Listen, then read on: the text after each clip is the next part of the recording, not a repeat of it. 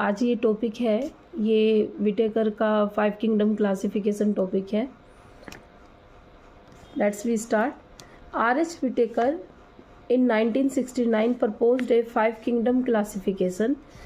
The kingdom defined by him were named Monera, Protista, Fungi, Plantae, Animalia.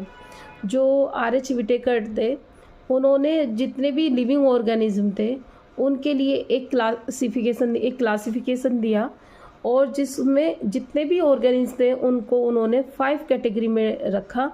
और जो ये group थे वो थे Monera, Protista, Fungi, Plantae and animalia.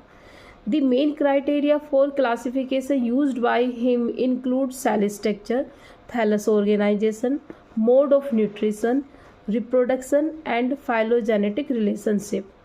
जो ये क्लासिफिकेशन था उसमें कुछ इम्पोर्टेंट कैरेक्टर्स को बेस मानकर ये मतलब कि तैयार किया गया था, और जिसके मेन पॉइंट्स थे कि जो मतलब कि मेन क्राइटेरिया था उसका होता जैसे कि सेल स्ट्रक्चर, कि जो ऑर्गेनिज्म है उसकी सेल स्ट्रक्चर क्या है, थैलस ऑर्गेनाइजेशन मींस जो उसका बॉडी ऑर्गेनाइजेशन है वो क्या है, मोड ऑफ न्यूट्रिशन उसमें न्यूट्रिशन का क्या मोड है, रिप्रोडक्शन जो ऑर्गेनिज्म है उसमें क्या मतलब कि रिप्रोडक्शन मतलब किस प्रकार से होता है, phylogenetic and phylogenetic relation.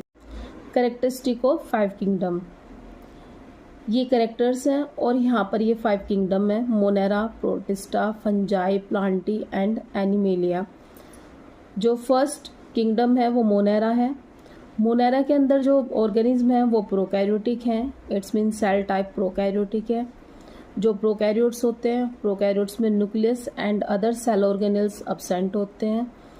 Ribosomes इसमें 70% होते हैं। सेल वॉल नॉन सेलुलोजिक होता है, इट्स मीन जो सेलुलोज है वो अब्सेंट होता है, और जो सेल वॉल में पॉलीसैकेराइड एंड अमीनो एसिड होते हैं। न्यूक्लियर मेम्ब्रेन अब्सेंट है, जैसे कि हम जानते हैं मोनेरा के अंदर प्रोकैरियोट्स हैं एंड प्रोकैरियोट्स में जो न्यूक्लियस है वो अब्सेंट होता है, और nuclear membrane is the part of nucleus. Body organisation cellular होता है। Mode of nutrition autotrophic and heterotrophic होता है। ऑटोट्रोपिक में कीमोसिंथेटिक एंड फोटोसिंथेटिक दोनों होते हैं, एंड हेट्रो में saprophytic and parasitic. Chemosynthetic means जो एनर्जी की रिक्वायरमेंट होती है वो केमिकल एनर्जी से पूरी करते हैं। फोटोसिंथेटिक में वो फोटो मीन्स लाइट एनर्जी को यूज़ करके अपना खाना बनाते हैं। जो सेप्रोट्रोपिक होते हैं, सेप्रोट्रोपिक में वो अपना खाना सड़ी गली चीज़ों से लेते हैं। पैरासाइटिक में जो ऑर्गेनिज्म होता है किसी लिविंग होस्ट के ऊपर पैरासाइट रहता है। Second group is protista.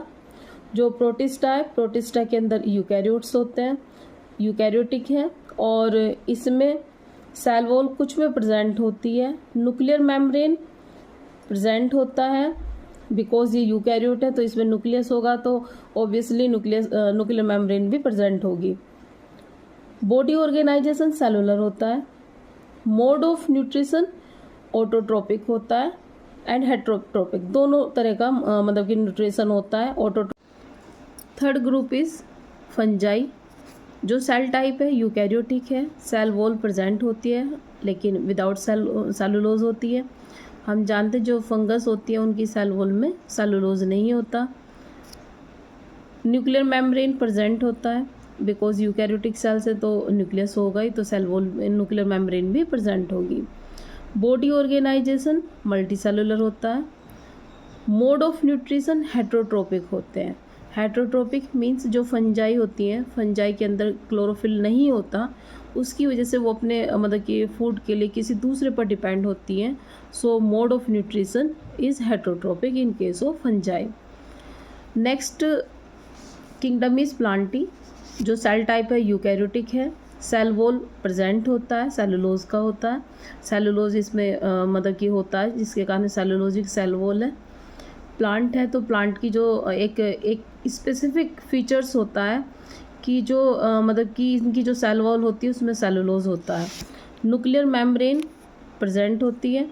Body organisation tissue और ऑर्गन बॉडी ऑर्गेनाइजेशन है।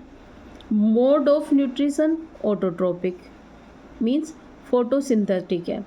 कहने का मतलब जो प्लांट हैं, प्लांट में क्लोरोफिल होता है जिसकी वजह से ये ऑटोट्रोपिक होते हैं, इनके अंदर फोटोसिंथेसिस होता है। Next group is animalia. Animalia में एनिमल्स हैं, यूकैरियोटिक हैं और जो सेल वॉल होती है एब्सेंट होते हैं। जो plant cells and animal cells होती हैं उसमें सबसे बड़ा डिफरेंस यही होता है कि जो एनिमल सेल है उसमें सेल वॉल नहीं होती। न्यूक्लियर मेम्ब्रेन प्रेजेंट होता है। Body organisation tissue organ and organ system होता है। Mode of nutrition heterotrophic. Heterotrophic में भी holozoic, saprophytic etcetera. It's mean जो होलोजोइक एक सिस्टम है, इसमें क्या होता है कि जो न्यूट्रिशन के लिए या फिर एक पूरा डाइजेस्टिव सिस्टम होता है बॉडी के अंदर फॉर फूड डाइजेशन। क्लासिफिकेशन को लर्न करने के लिए ये मैंने कुछ 5 या 6 लाइन यहाँ पर मतलब कि दी हैं, जिसकी हेल्प से आपको ये क्लासिफिकेशन ईजिली लर्न हो जाएगा।